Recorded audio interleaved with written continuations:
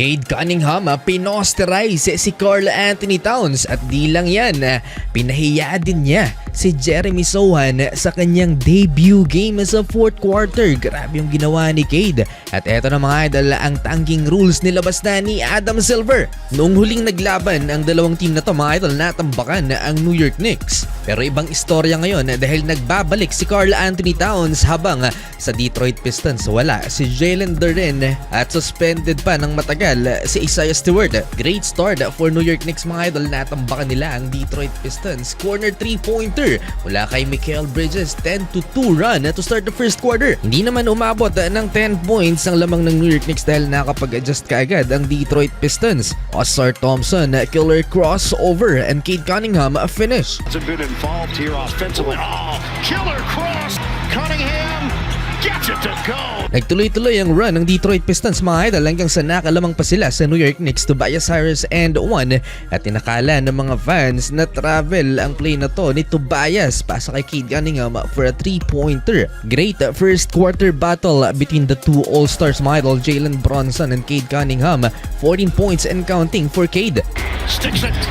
Wow! Pinasok si Jose Alvarado, unti-unti nga nagiging crowd favorite sa MSG ang player na to. Alvarado is gonna do it himself with the layup. Got it with the left. Sa kabila ng energy na dala mga idol ni Jose Alvarado, lamang pa rin sa first quarter ang Detroit Pistons. Ipinasok late first quarter si Jeremy Sochan. Knicks debut, 26 seconds left. Dagdag pwersa sa depensa ng New York, 28-26, end of first quarter lamang ang Pistons. Eto, second quarter mga idol, Jose Alvarado binuli ang mas malaking si Paul Reed.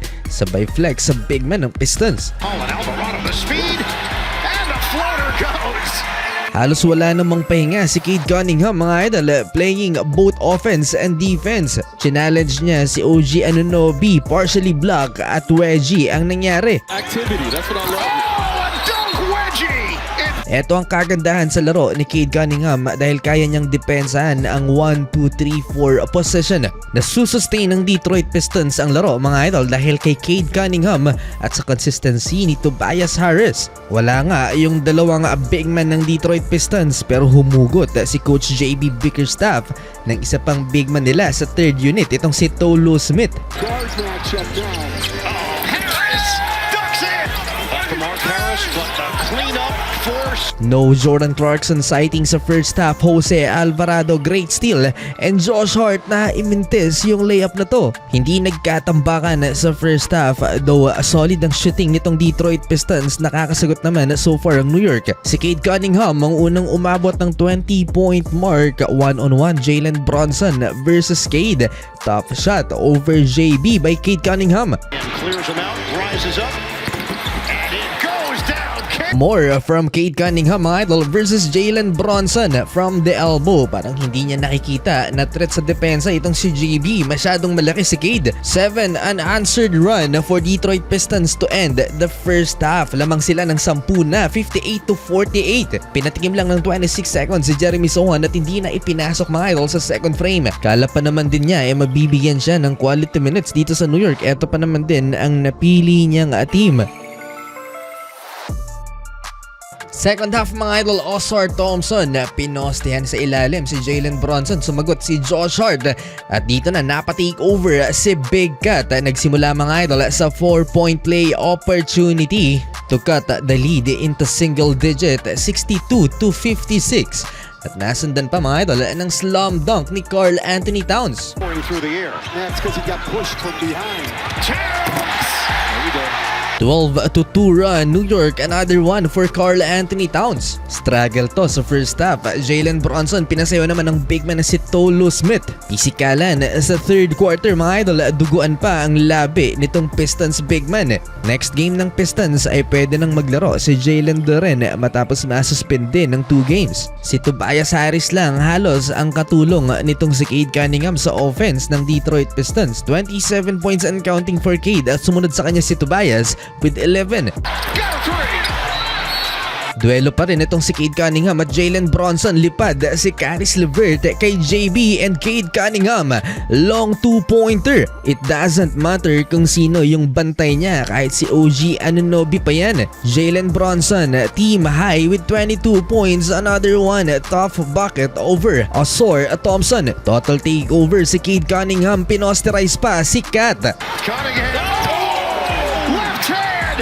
Cunningham. Lefty monster dunk, tayo lahat ng bench players ng Pistons. Sa latest na MVP ladder ay pumapang-apat itong si Cade Cunningham, sumunod kay Luka, Jokic at SGA. Tambak na rin ang New York Knicks dahil yan kay Cade Cunningham na bukod sa kanyang 35 points in 3 quarters ay may 9 assists na rin. Partida para sa New York Knicks dahil wala pa yung isa sa all-star ng Detroit Pistons. 90-79, lamang ng 11 points ang visiting team. End of third frame. Ipinasok ulit si Jeremy Sohan, 7 seconds left sa third quarter at patuloy siyang ipinaglaro ni Coach Mike Brown sa fourth frame. Nasupalpal niya si Cade Cunningham, mga idol. Fourth quarter, great defense again for Jeremy Sohan. Na-deflect niya ang bola and Jose Alvarado na-foul si Paul Reed and one. Nag-full court press ang New York Knicks, mga idol. Jeremy Sohan with a steal. Ito ang kanyang first New York Knicks field goal. Masyadong nag-focus sa defense ang New York Knicks, mga idol. Kulang sila sa offense. Diyan na sana papasok si Jordan Clarkson pero hindi siya ipinasok sa game na to. At kahit ang announcer nagtataka bakit hindi pinapasok si JC, ganung kailangan nila ng offensive firepower. How about the fact that Jordan Clarkson is not a part of this right now? The Knicks seemingly need some offense.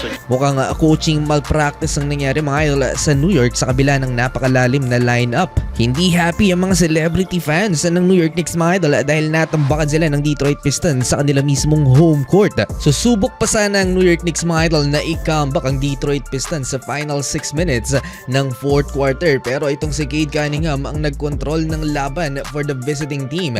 Medyo nakapagbigay ng impact si Jeremy Sohan pero huli na ang lahat dahil tuluyan siyang pinahiya ni Cade Cunningham sa kanyang debut game. Pasayawin ba naman ng one of the best player ngayon sa NBA si Jeremy Sohan?